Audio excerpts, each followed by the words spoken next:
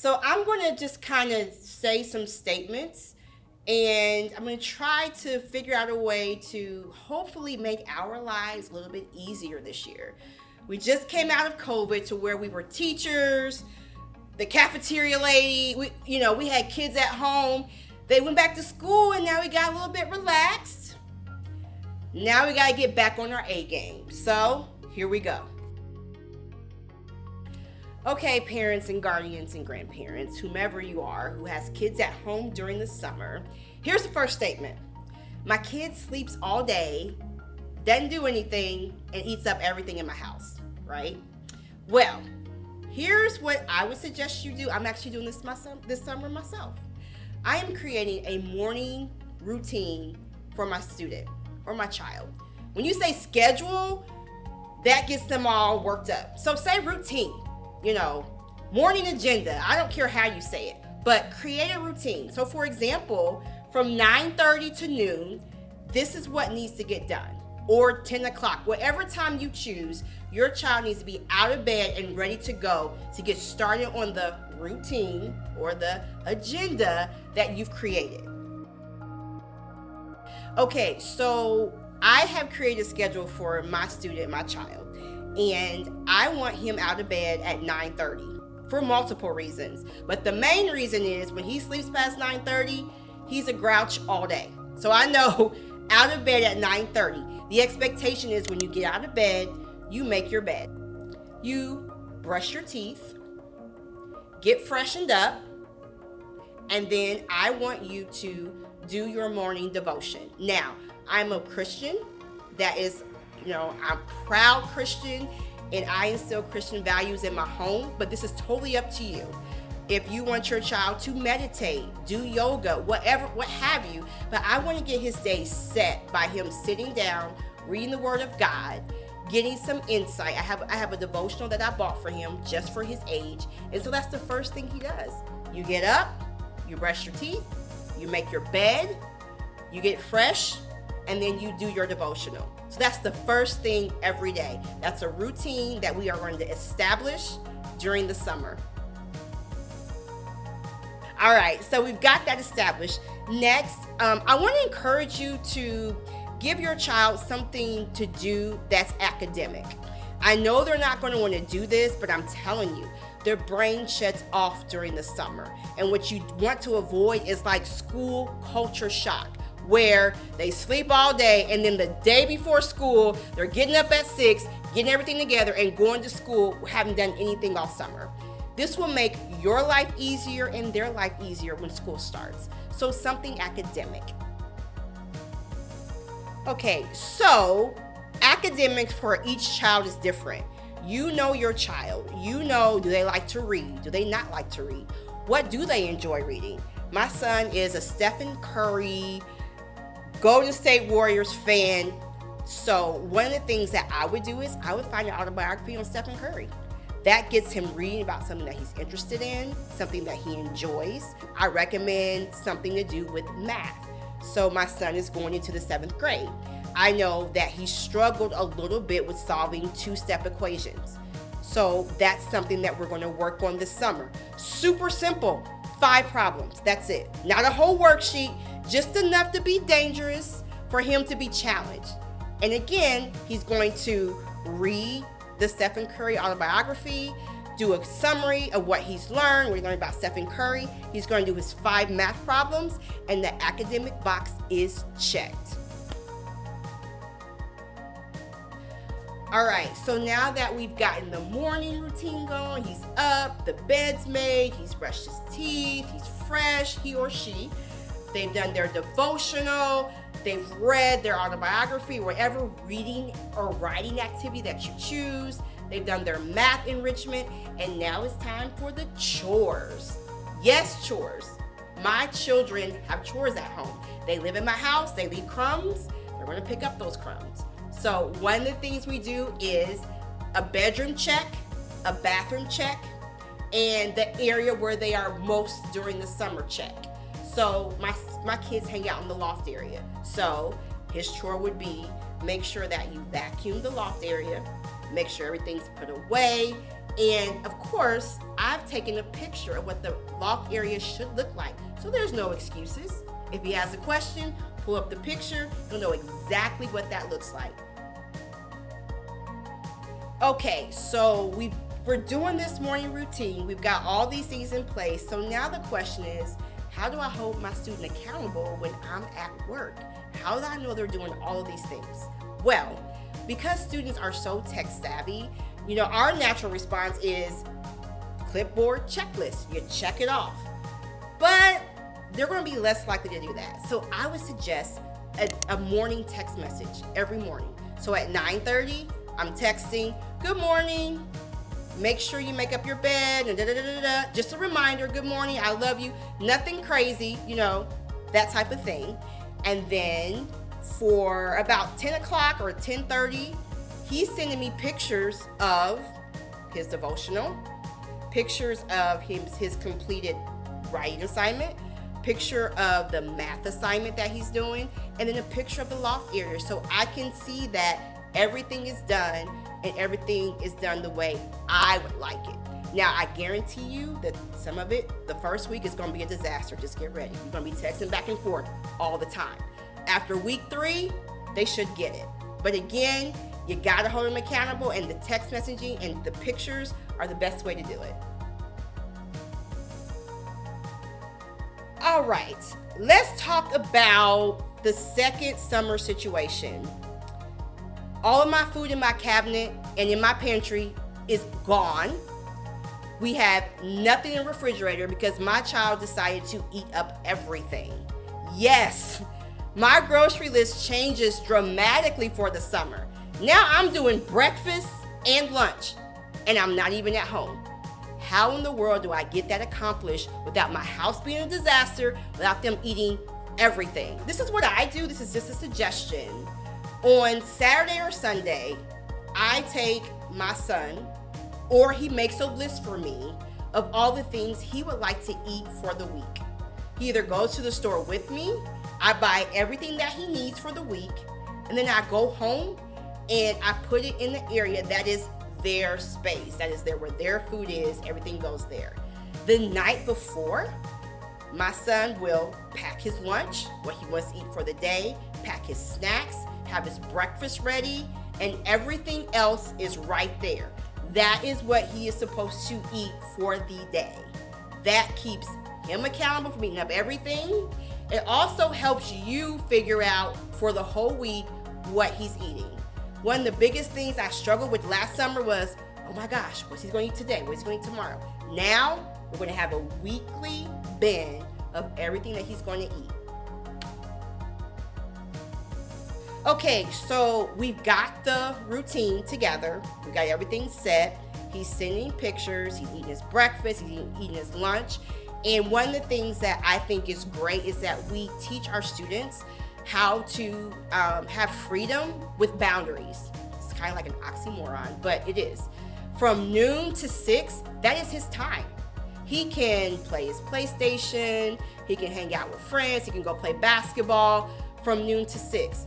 But he has to check in with me every hour so that, you've got the freedom, but I need to check in. Hey, how's it going? Hey, Mom, I'm with so-and-so. Hey, Mom, I'm doing this. Hey, Mom, I'm doing that. And I'm home by 6. So he has 3 hours of structure, 6 hours of freedom with boundaries. Okay, so one of the things that I actually sat down with my son about, because I am a former teacher. So every year my kids had summer work from kindergarten. They hated it, but they always thanked me when they started. I actually bargained with him. We talked about, having a relationship with our kiddos. And he said, Mom, this year, can we kind of go back on the academics? So the schedule's the same Monday through Friday, but he only gets academic work Tuesday, Wednesday, Thursday. I think that's a great compromise. He's still getting the academics that he needs, but on Monday, he can sleep in maybe a little bit longer because he's not doing his academics. And, you can choose however you want, but it's always good to give them a say in how their summer's going to go. Another thing I'm going to do is I kind of went through like the schedule that I wanted earlier. How about having a seat and saying, hey, you've got these 5 things to do. You pick the order. That's a way of giving them an opportunity to have a say, for you all to talk about, different things. And I want him to do his devotional first because I think that sets the tone for the day. It's not going to be a deal breaker if he does it last. But I'm hoping that he realizes, maybe I should do it first. He comes at that conclusion himself. But again, 5 things in the morning, you pick the order. Also, academic days are only on Tuesday, Wednesday, Thursday. That gives them space and gives them Monday and Friday and the weekend, kind of like the bookends of the week, to kind of just relax a little bit. Okay, another thing that I am going to do this summer, which I think is super cool, is I'm going to find an activity that my son and I can just do together. Our summer thing. It could be once a week, however how many days he chooses it, it's on him. But he chooses the activity that he wants us to do together. Now, I'm going to warn you, you're probably not going to like the activity. However, you're going to like that they are with you. So, have a conversation. Hey, I want to do something this summer. What do you want to do? Just you and me. What do you want to do? Let them pick it, the day, the time, of course, based on your work schedule, and then hang out with your student. Now, I think it's also good to help them understand that they're not the center of the universe. So in July, we're going to flip it. Now you're going to do what I would like to do. And you're going to come with me just like I came with you. And I am going to pick something that we both kind of enjoy. I'm not going to take them to the nail salon. I mean, come on. That's not going to work. But something that we both enjoy doing so that we can have time together this summer. One of the great transitions in life as a parent is when your child goes from, preschool to kindergarten. Then you got kindergarten to like elementary, and then elementary to middle school. Those have been some pretty scary times for some of us as parents. But today I want to talk about how to not only transition you so that you feel a little more safe. You're always going to worry. This is not going to end all worrying, all fear.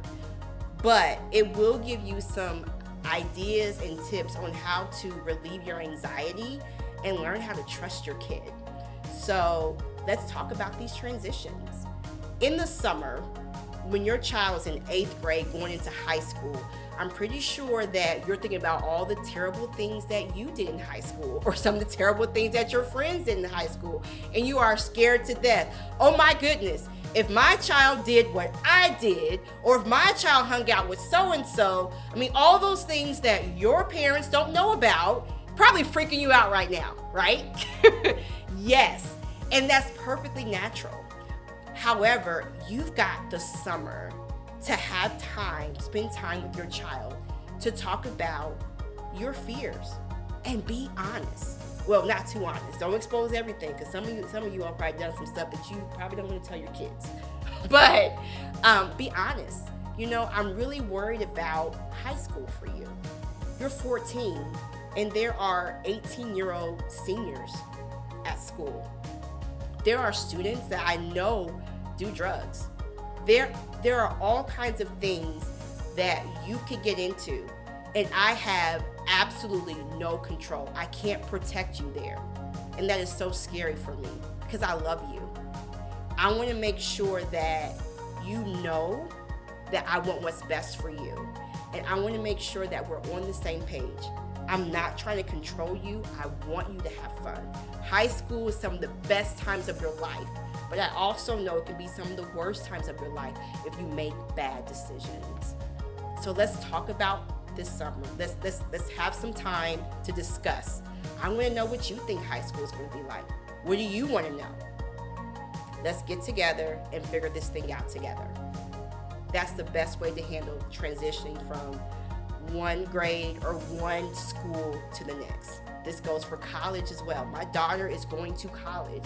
Now, I really don't have control. I can't text the teacher and say, hey, what she's doing. I can't text anyone. She is like all on her own. And so this summer, we're going to have some time. How do I transition her into adulthood while having me as a guide and not someone telling her what to do? Just be there, be transparent, and let them tell you how they feel. That'll ease your anxiety. Okay, so some of us parents, including myself, may have had a child who didn't do so great during the school year. And they're either in summer school now, or they call it jump start, where they go and kind of get some skills retaught, get some things going, things like that. And maybe your student is not going to have a summer this year because they're doing summer school or things like that. Well, as a parent, sometimes I felt like I failed them. Like maybe if I would have just made them do homework a little bit longer, or if I would have done this or that, maybe they wouldn't be in summer school. But as a former teacher, know that as much as we push our kids and give them opportunities and resources, it is up to them to take advantage of what they have.